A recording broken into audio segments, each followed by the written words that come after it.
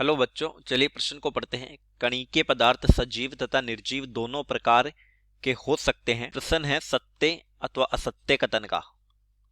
तो चलिए प्रश्न की मुख्य उदाहरण पे बात करते हैं। खे अवधारणा लघु सूक्ष्म ठोस,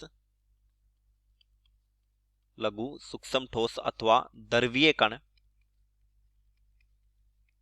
द्रवीय कण जो निलंबित अवस्था में होते हैं, निलंबित अवस्था में होते हैं, जैसे घरेलू वायुमंडल में फॉस्फेट कण, सोडियम कण निलंबित अवस्था में होते हैं, कणिकीय प्रदूषक कहलाते हैं।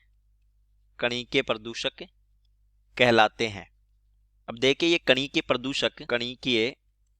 प्रदूषक सजीव अथवा निर्जीव दोनों प्रकार के होते हैं। सजीव अथवा निर्जीव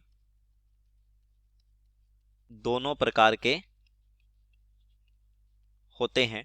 कुछ सजीव कणिकीय प्रदूषक देखते हैं। सजीव कणिकीय प्रदूषक, वायु में कुछ सूक्ष्म जीव जो निलंबित रहते हैं। वायु में सूक्ष्म जीव जैसे जीवाणु, कवक, फफूंद, ये जीवित हैं। दूसरे हैं निर्जीव कणिकीय प्रदूषक।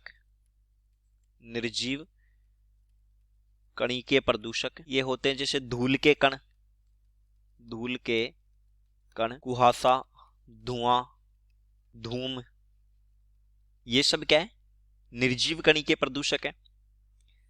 इसी तरीके से फॉस्फेट कण वगैरह जो वाहितमल में घुले होते हैं वो भी निर्जीव कणिकीय प्रदूषक है। अर्थात प्रश्न में दिया कथन है कि कणिकीय पदार्थ सजीव तथा निर्जीव दोनों प्रकार के हो सकते हैं। प्रश्न में दिया कथन सत्य है, सत्य है। चलिए उम्मीद करता हूं प्रश्न समझ आया होगा। धन्यवाद।